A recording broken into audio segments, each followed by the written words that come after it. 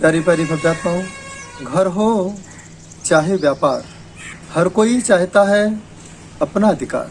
अपने अधिकार को बरकरार रखने के लिए जैन आचार्य मानतुंग स्वामी ने पहला काव्य आपके स्थायित्व के लिए, आपके बल को बढ़ाने के लिए, जैसे पेड़ों में ताकत जड़ों से आती है, जीवन में ताकत पैरों से आती है। पैर जहाँ टिक जाते हैं, व्यापार वहीं टिक जाता है, परिवार वहीं टिक जाता है, वहीं स्थायित्व को प्राप्त हो जाता है। इसलिए आचार्य मानतुंग स्वामी ने सबसे पहले एक ही बात आपके सामने प्रस्तुत की कि जीवन में भक्त बनो, परिवार के लिए पूरी तरीके से समर्पित बनो, व्यापार के लिए पूर्ण समर्पण करो, तो सामने वाले ग्राहक आपके प्रति समर्पित हो जाएंगे।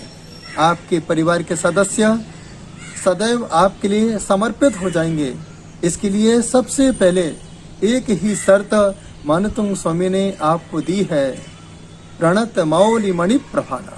सबसे पहले मुकुट लगा करके, सिर को ढक करके कोई भी काम प्रारंभ करो, वह काम अति शीघ्र आपका पूरा होगा। आपने देखा जब कुकर में ढक्कन पैक होता है तभी 3 सीटी बजती है। सम्यक दर्शन, सम्यक ज्ञान, सम्यक चारित्र की सीटी बजाने के लिए आपको भी सिर ढक करके देखिए। मुस्लिम संप्रदाय के लोग टोपी लगा के रखते हैं, हिंदू संप्रदाय के लोग सिर को ढक कर के मंदिरों में जाते हैं, सिख संप्रदाय के लोग सदा पगड़ी लगा के रखते हैं, ईसाई संप्रदाय के लोग टोपी लगा करके रखते हैं, और जैन संप्रदाय के लोग मुकुट लगा करके 3 लोक के नाथ की आराधना भक्ति किया करते हैं।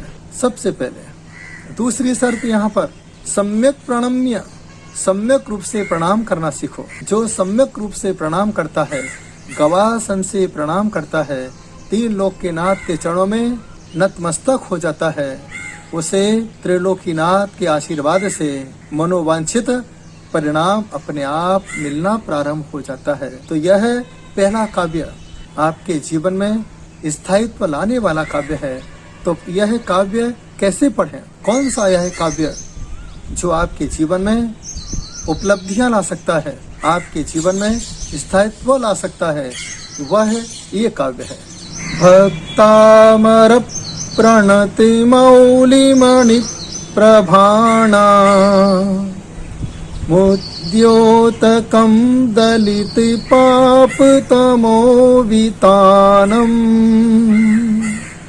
सम्यक् प्रणम्य जिनिपादयुगं युगादा वालम्बनं भवजले पततां जनानां। इस प्रकार से यह काव्य पीपल के पेड़ के नीचे बैठ करके, क्योंकि पीपल में ही 24 घंटे ऑक्सीजन रहती है, बस पूर्व दिशा में मुंह करके 48 दिन तक इस काव्य की आप आराधना करें।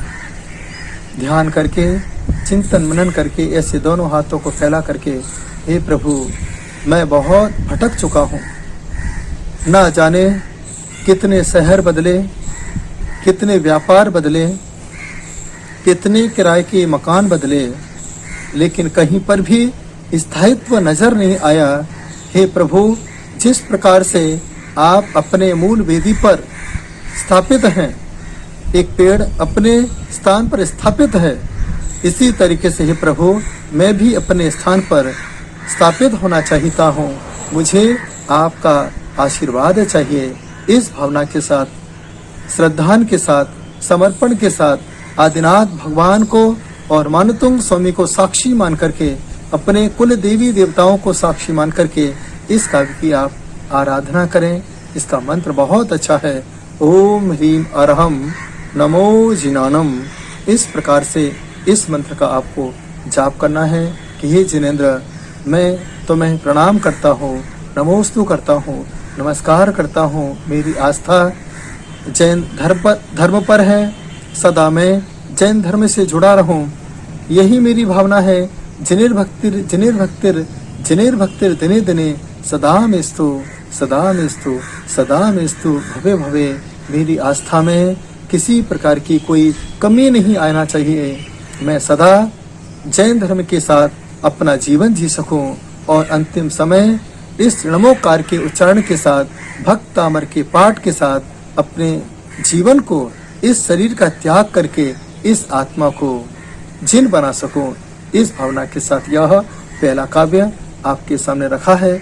आप इसे आत्मसात करें, वृक्ष के नीचे बैठ करके इस काव्य की साधना करें, सिर को ढक करके करें। यदि कोई काम आपका रुका हुआ है तो घबराएं नहीं। पहले आप ऐसे दोनों अंगूठे पर हाथ लगा करके आंख बंद करके ऋषभदेव भगवान को याद करें, मानतुंग स्वामी को याद करें।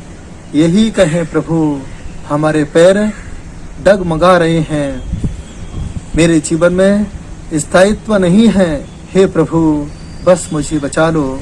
क्योंकि तीर्थंकर भगवान के दाहिने पैर के अंगूठे में ही चिन्ह हुआ करता है, उसी से ही तीर्थंकर को पहचाना जाता है। हे प्रभु बस मैं आपके ध्यान में बैठ करके अपने अंगूठे को पकड़ रहा हूँ, जिससे मैं अपनी उपलब्धि को पा सकूं और अपनी आत्मा का कल्याण कर सकूं। इस भावना के साथ आप भक्तामर के पहले नंबर काव्य को पढ़ेंगे तो हर जगह आपका नंबर पहला होगा, सूर्य का नंबर होगा। आपके जीवन में तेजस्वता, ऊर्जा, शक्ति अपने आप प्रकट होगी। यही मेरी भावना है। प्रेम से सुना, अनुग्रहित हूँ। ओम नमः सिद्धे।